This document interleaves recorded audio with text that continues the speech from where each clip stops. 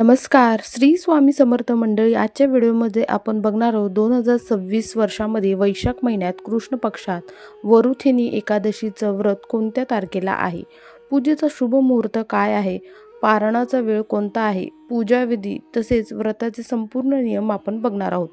वैशाख महिन्यात कृष्ण पक्षाच्या एकादशी तिथीला वरुथिनी एकादशीचे व्रत केले जाते. हे व्रत भगवान विष्णूंच्या वराह अवतारला समर्पित आहे, जे सुख समृद्धी व मोक्ष प्रदान करून देणारे मानलं जातं. अशी मान्यता आहे, या दिवशी भगवान विष्णूंच्या वराह अवताराची पूजा केल्यास व्यक्तीचे सर्व पाप नष्ट होतात. तर बघूयात की वरुथिनी एकादशी कधी आहे, पूजेचा शुभ मुहूर्त काय आहे, पारणाचा वेळ कधी आहे, पूजेची विधी तसेच एकादशी दिवशी आपण काय करावे व काय गोष्टी करू नयेत.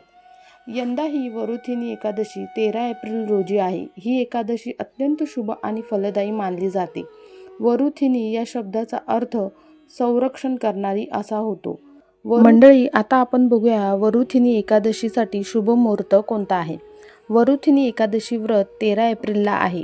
एकादशी तिथी प्रारंभ 13 एप्रिल प्रातःकाळी 1:16 होणार आहे.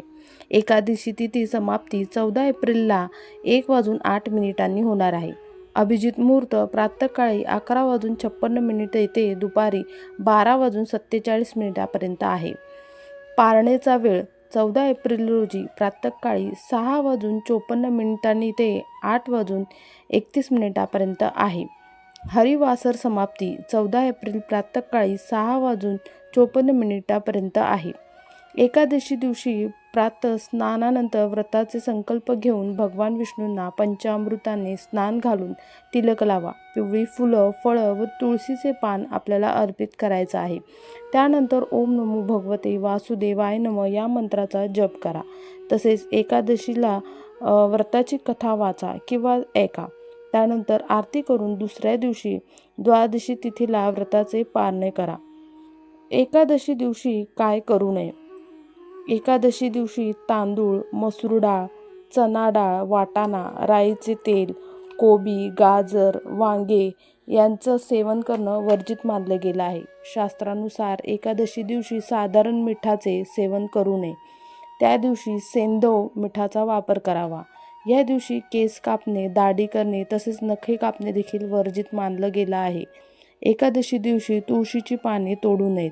या दिवशी तुळशीला जल अर्पण करणे देखील वर्जित मानलं गेलं आहे. तसेच या दिवशी तामसिक भोजन देखील करू नये. शास्त्रानुसार कोणत्याही व्रतानंतर त्याचे पारणे केले जाते, तेव्हाच ते व्रत पूर्ण मानलं गेलं आहे.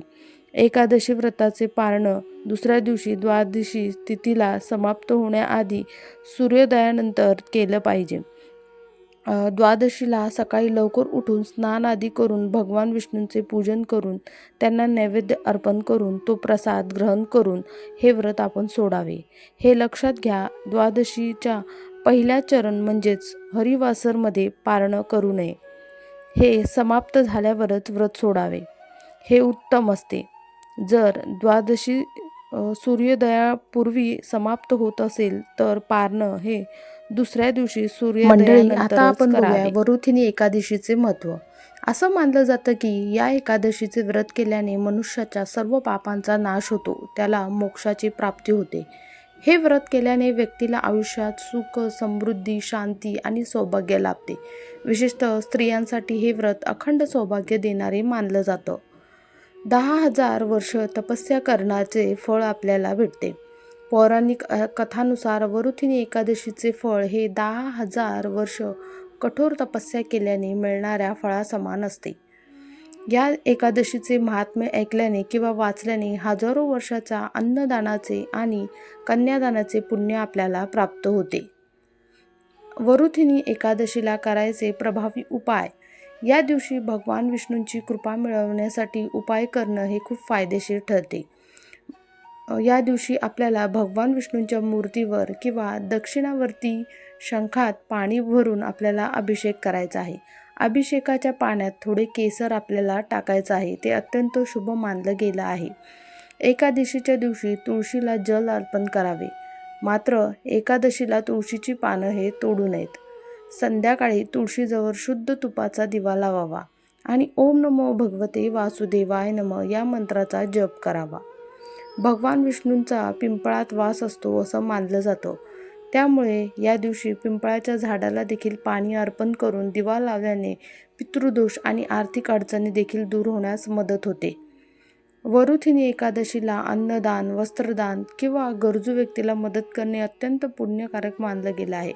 शक्य असल्यास गरिबांना पाणी पाजण्यासाठी माठ किंवा छत्रीचे दान नक्की करावे. विष्णुपूजेत पिवळी फुले, पिवळी फळे आणि गोड पांढऱ्या पदार्थांचा नैवेद्य दाखवणं उत्तम मानलं जातं. उदाहरणार्थ खीर तुम्ही बनवू शकता. या दिवशी कांदा, लसूण, मसूर डाळ खाणं हे टाळावे. तसेच पूर्ण दिवसभर नामस्मरण व सात्विक विचारांमध्ये आपला तर मंडळी, ही संपूर्ण माहिती होती की वरुथिनी एकादशी दिवशी आपण काय करावे आणि कोणत्या गोष्टी टाळाव्यात. मंडळी, माहिती आवडल्यास नक्की लाईक करा, नवीन असाल सबस्क्राईब करा. माहिती शेवटपर्यंत ऐकल्याबद्दल तुम्हा सगळ्यांचे खूप खूप धन्यवाद.